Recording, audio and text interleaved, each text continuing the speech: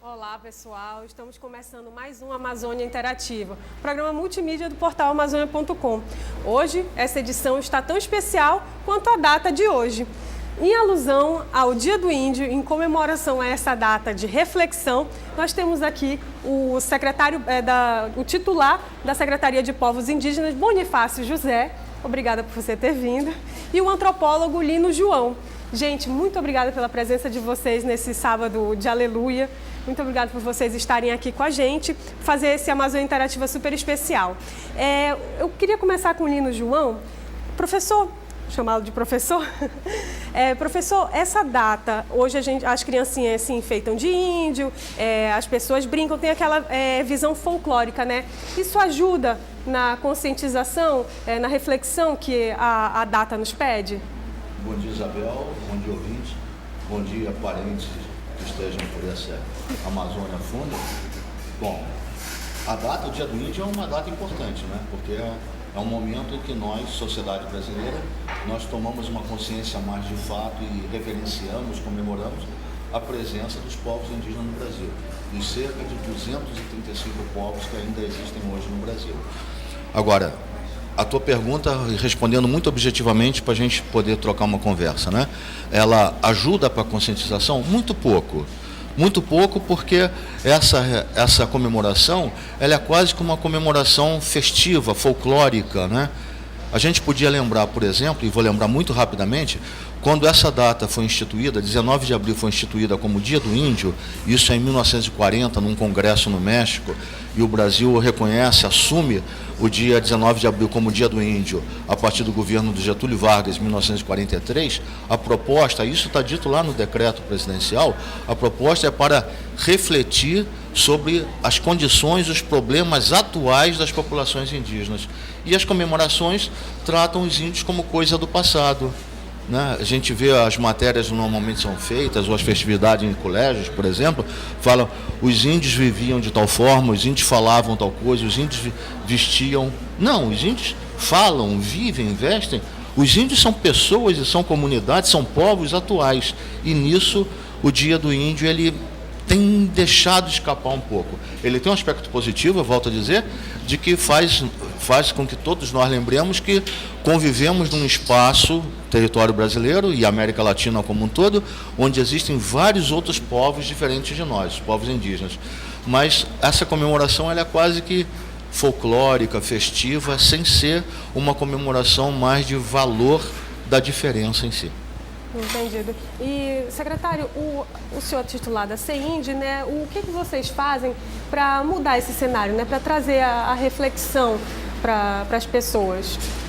Então, Isabel, aos ouvintes, né, que a gente tem feito pelo governo do Estado, todo ano, quando a gente está aqui, exatamente, inclusive nossa missão é fazer com que o Estado, a sociedade entenda os povos indígenas. Isso é uma das missões nossa, da nossa secretaria. Por isso a gente tem feito, por exemplo, desse ano, né, nosso tema é educação é um direito, mas tem que ser do nosso jeito. Vocês promoveram o Abril Indígena, né? Como subtema, o que é contribuição dos povos indígenas na cultura amazonense e brasileira. O que a gente quer levar? Nós estamos indo para as escolas, né, falar com os adolescentes, com os jovens, porque nós entendemos que é ali que está a formação da sociedade que teremos daqui para frente. Haja visto que ainda existe muita discriminação, ainda existe muito falta de entendimento sobre povos indígenas, por isso, esse ano, por exemplo, nós trabalhamos isso, vai até início de maio, mas aqui na capital iniciou dia 1º e terminou agora no dia 16, nós temos um dia 22 na Assembleia Legislativa, mas nós estamos indo nas escolas. Claro que a gente não atinge toda a rede pública de estado nem do município, mas nós conseguimos ir, talvez a gente atinja mais de 30 mil alunos nesse período agora, indo conversando com adolescentes, e tem sido muito bem aceito exatamente para tirar essa imagem que o professor acabou de falar, muito folclórico, e que não é isso realmente que nós trabalhamos, que vivem os povos indígenas. O senhor falou que ainda existe muito preconceito, discriminação, né? Isso parece falta de informação, né? De que maneira que isso se manifesta? Pergunta para os dois. Bom, a gente vê muito isso hoje, o próprio pela imprensa, o próprio redes sociais, o indígena enfrenta isso nas escolas, em vários lugares e vários momentos, né? Até também nas políticas públicas, né? Porque nós temos direitos, mas esse direito não é atendido efetivamente. E nunca, por exemplo, até hoje, a questão indígena ele está na pauta principal do nosso governante brasileiro. Então, a discriminação é de vários sentidos. Agora, realmente, é falta de entendimento, talvez para a sociedade, mas o entendimento é que respeito já temos, né?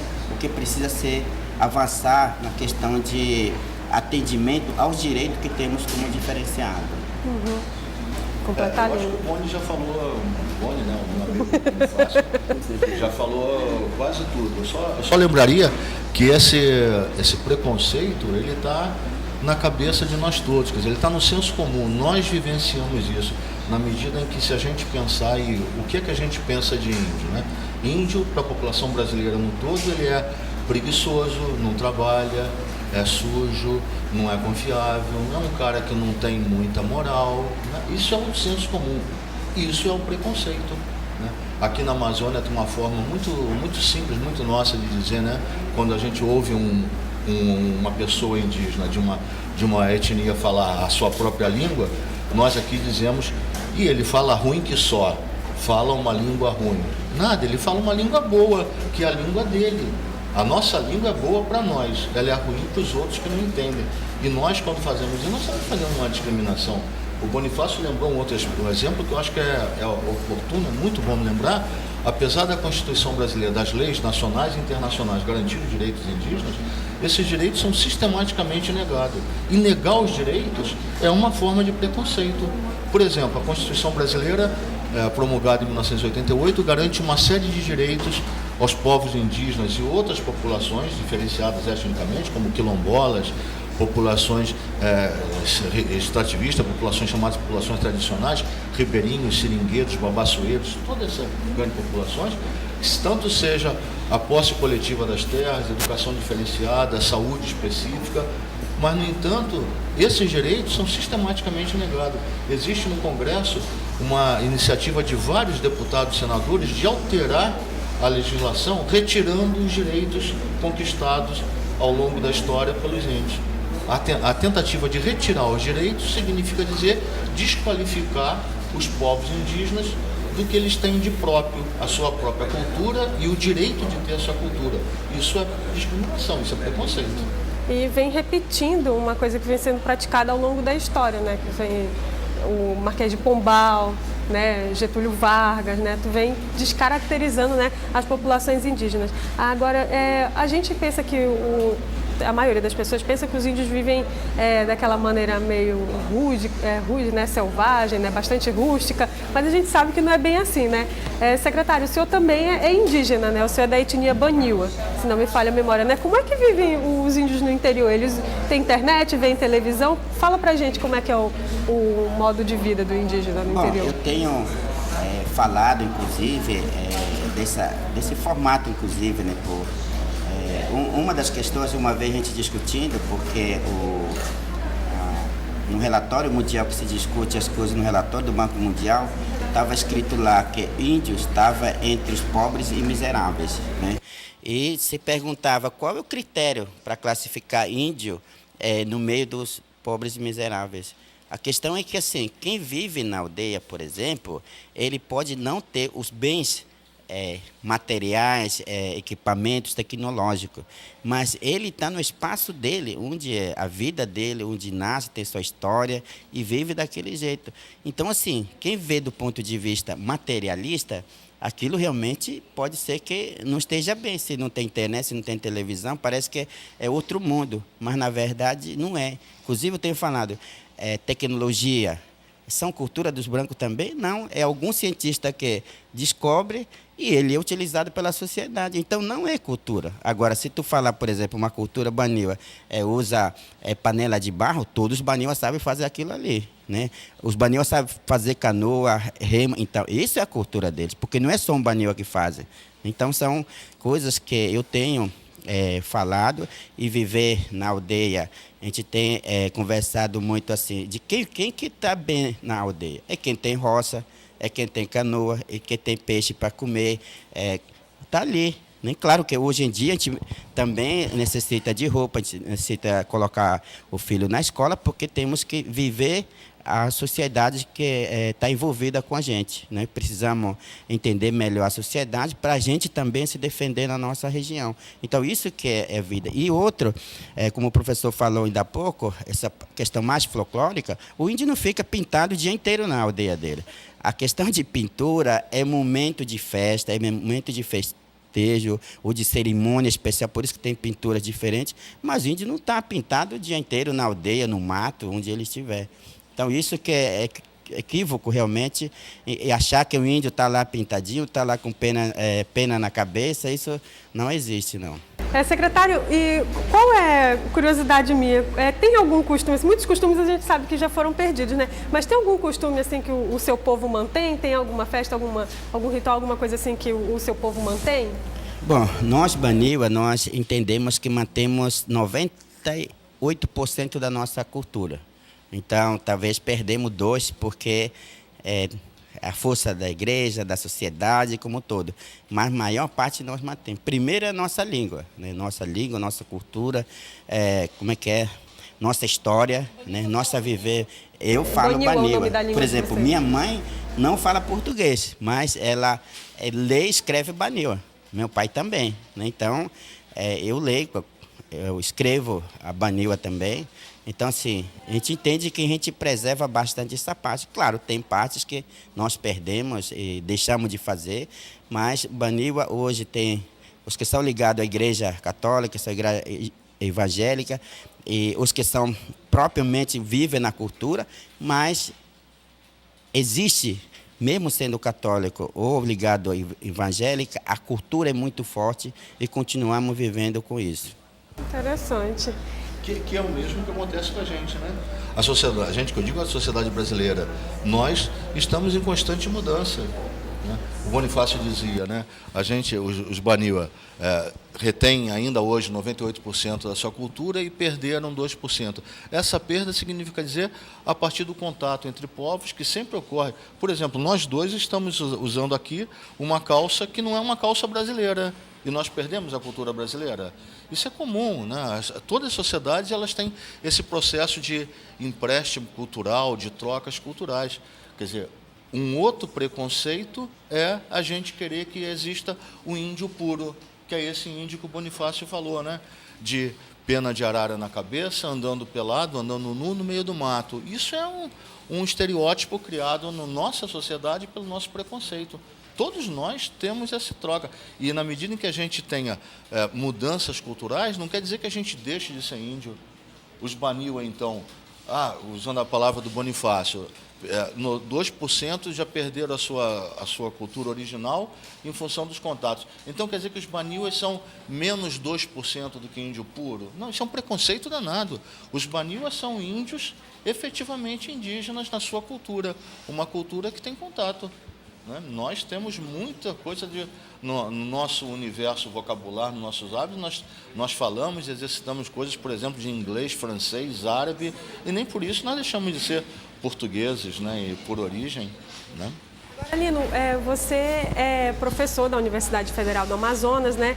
Como é que os alunos chegam à universidade quando você dá aula para um período já avançado ou nos primeiros períodos?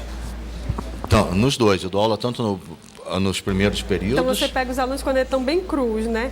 Bem cruzinhos, bem fresquinhos, com toda aquela carga de preconceito, de discriminação. Isso que eu ia perguntar, qual é a visão que eles têm? Qual é a maior dificuldade que você como professor tem, né, para superar essa visão que eles trazem? Eu acho que a coisa mais difícil é todos nós temos um projeto civilizacional que é da nossa sociedade ocidental moderna, que está baseada na ideia de progresso, desenvolvimento, evolução. E a partir daí a gente pensa que as pessoas têm que progredir, e progredir nessa nossa ideia do nosso mundo ocidental é deixar as coisas antigas. E quem mantém suas tradições, suas heranças, é visto como se não fosse contemporâneo, como se fosse atual. Esse é o preconceito maior, mas ele o que a gente precisa trabalhar, e o que eu procuro trabalhar com os alunos nessa fase, é mostrar como que isso é uma visão que a gente olha só para os índios, querendo que os índios fiquem, aí é a contradição, que os índios fiquem do jeito que eles sempre foram para eles serem índios. Mas na medida em que eles continuam sendo o que eles sempre foram, a gente desqualifica porque eles não são desenvolvidos. Então isso é uma armadilha para a gente negar a possibilidade dos índios serem diferentes. Nós próprios somos muito tradicionais. Hoje, por exemplo, nós estamos num sábado da paixão. O que é isso? É uma tradição de 2000 anos. Não, uma tradição religiosa de 2000 anos que comemora a morte de um cidadão, Jesus Cristo, uma pessoa que foi influente para a humanidade, e é influente, e nós temos a nossa tradição judaica cristã, europeia, e que chega até o Brasil.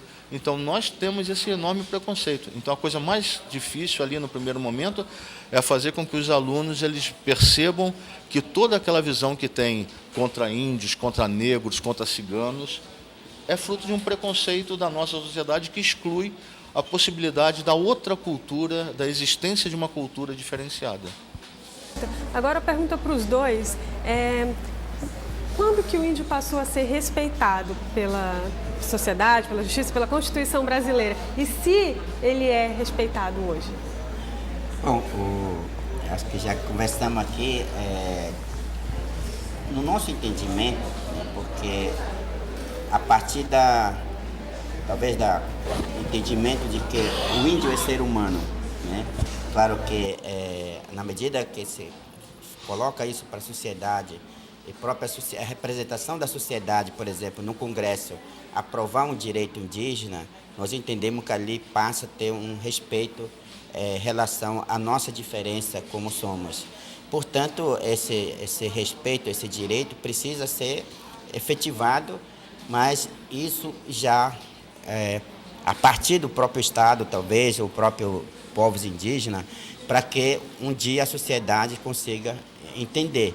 Eu posso ter errado ou não, mas no nosso entendimento é que há um respeito, sim, pela questão indígena. Agora, tem umas diferenças, tem questões que parte é conflituoso, tem parte que ainda acontece o que não deveria acontecer, de respeito à cultura, de respeito aos povos indígenas, mas temos avançado, a partir da nova Constituição para cá, temos conseguido avançar muito pelo respeito à população indígena. Não sei como é que o professor vê isso, mas assim, como eu falei, eu acredito que há um respeito, portanto, mas que não é na sua totalidade, né? Uhum. O Boni insiste em me chamar de professor, tá bom. Tá bom, Boni. Mas eu só estou falando isso porque a minha primeira entrada no Rio Negro, eu fui levado por uma pessoa, a primeira viagem que eu fiz no Rio Negro, onde eu trabalho hoje, eu fui levado por uma pessoa que foi meu professor na época, né? É o Boni. Quer dizer, se alguém tem algum professor, meu professor é o Boni. Ele que é meu professor. Bom, eu gosto muito do Boni, sou amigo dele, a gente não tem tido uma relação tão próxima agora, mas o Boni sabe que eu gosto muito dele. Quando que o índio começou a ser respeitado? Como o Boni falou, eu acho que esse é um processo gradual. O respeito vai vindo ao longo do tempo. Os povos indígenas, vamos falar no Brasil, né? A gente precisa pensar a América Latina como um todo, vamos falar no Brasil. Eles foram muito desrespeitados no começo da colonização. E a partir daí, com a própria luta dos povos indígenas, de se fazerem respeitar, de garantirem seus direitos, de garantir os seus espaços de viver, as suas aldeias, as suas terras, a sua cultura, eles foram foram conquistando os direitos. O Boni, eu concordo com o Boni, talvez o momento mais marcante da conquista desse direito seja a Constituição de 1988, que reconhece não só o direito coletivo dos índios à terra, o direito a uma saúde específica, o direito à educação diferenciada, mas reconhece os índios enquanto atores políticos. Os índios têm o direito de se representar deles próprios, tanto como pessoa quanto comunidades, fazerem ouvir os seus direitos. Quer dizer, a gente repassa a tomar os índios, usando um termo mais de ciência política, como agentes políticos. Isso ocorreu na Constituição. Mas o que ocorre é que, apesar de existir uma certa garantia, então ele passa a ser respeitado, existe, como o próprio Boni acabou de falar, uma diferença muito grande entre direitos que são reconhecidos e direitos que são efetivamente garantidos. E esse desrespeito, então, à questão indígena se dá na ordem dos conflitos, o conflito de interesse. Por exemplo, se nós reconhecemos que a terra indígena é um lugar importante para os índios viverem, e temos que lembrar que terra indígena não é só importante para a Índia, terra indígena é importante para a nação inteira, para o mundo inteiro, né? As terras indígenas na Amazônia hoje, por exemplo, são os lugares onde existe floresta virgem. A floresta é importante para o equilíbrio da temperatura do mundo. As terras indígenas contribuem fundamentalmente para isso. Então, as terras indígenas são importantes também para o mundo, né? Apesar disso, os conflitos de interesse levados para a apropriação da terra, a exploração de recursos naturais, fazem com que muitos desses direitos sejam desrespeitados.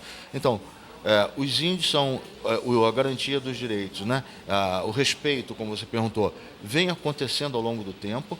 Não é uma coisa que nós, brancos, estamos reconhecendo os índios, estamos dando aos índios. O reconhecimento é só reconhecer algo que já existe e que é da luta dos povos indígenas, que se afirmam enquanto direitos de ser.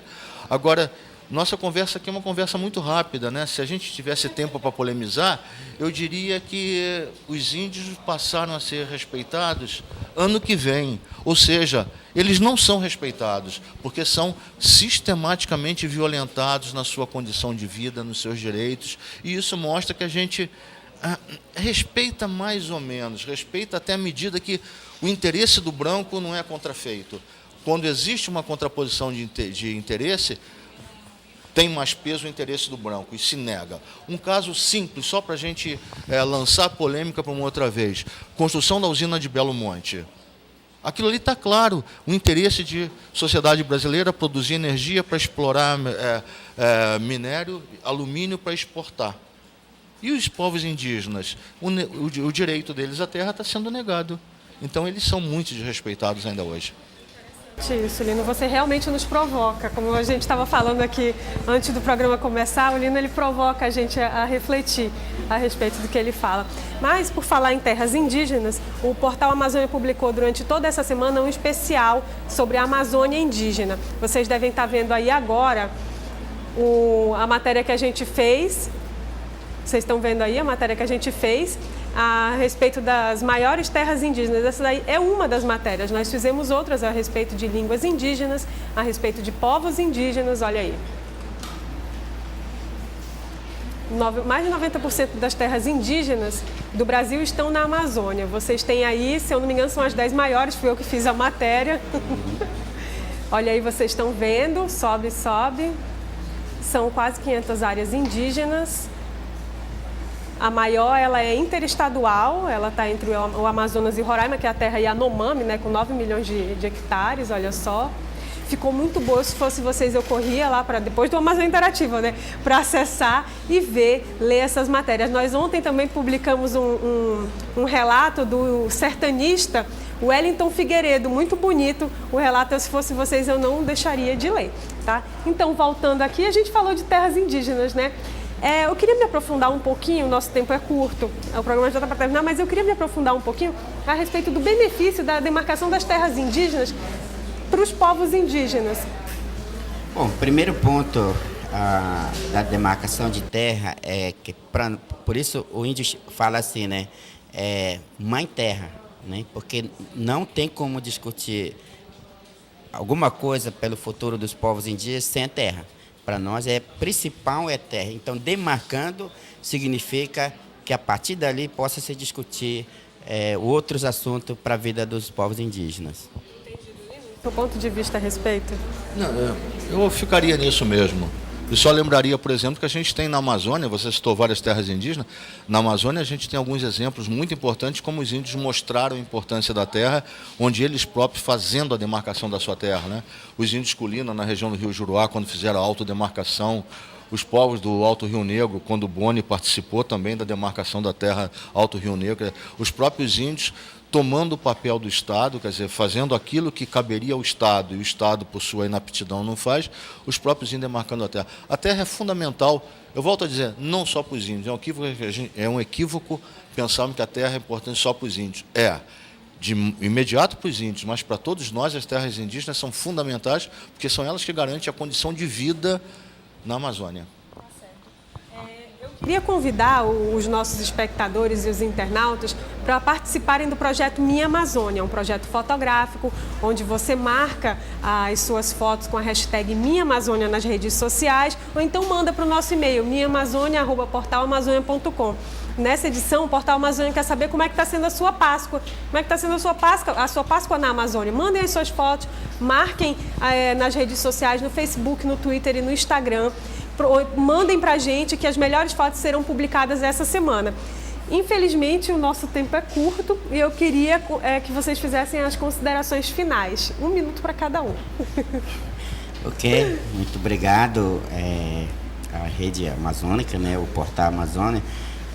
Te agradece por esse espaço, inclusive a imprensa é muito importante, inclusive para que cada dia mais a sociedade conheça e respeite os povos indígenas.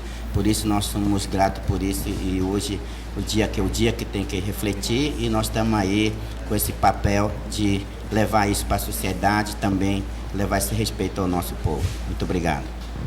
Bom, pegando aquela falazinha da Isabel que disse que eu provoco, então eu queria provocar o próprio Amazonsat, convidar o Amazonsat e a todos os ouvintes a nos aproximarmos mais da questão indígena, provocar o Amazonsat de tratar mais a questão indígena, nesses vários fatores, né? Tratar, por exemplo, terra, saúde, educação, rituais, tratamento da criança, como que as populações indígenas tratam as crianças diferente de nós. Eu acho que nós, sociedade nacional, sociedade brasileira, temos muito a aprender com os povos indígenas. E o Amazonsat pode dar uma boa ajuda para nós aprendermos a ser melhores, se explorar mais a Amazônia, porque, afinal, a Amazônia é uma Amazônia indígena, população indígena. O Amazonsat, quer dizer, desafio, eu vou provocar o Amazonsat isso aí. E, Isabel, muito obrigado. Amazônia, né? Mas então, o Lino está falando isso, gente, porque ele é um dos nossos novos articulistas. Ele vai estrear essa semana e ele vai escrever a respeito da questão indígena. Mais uma razão para você continuar nos acompanhando durante a semana.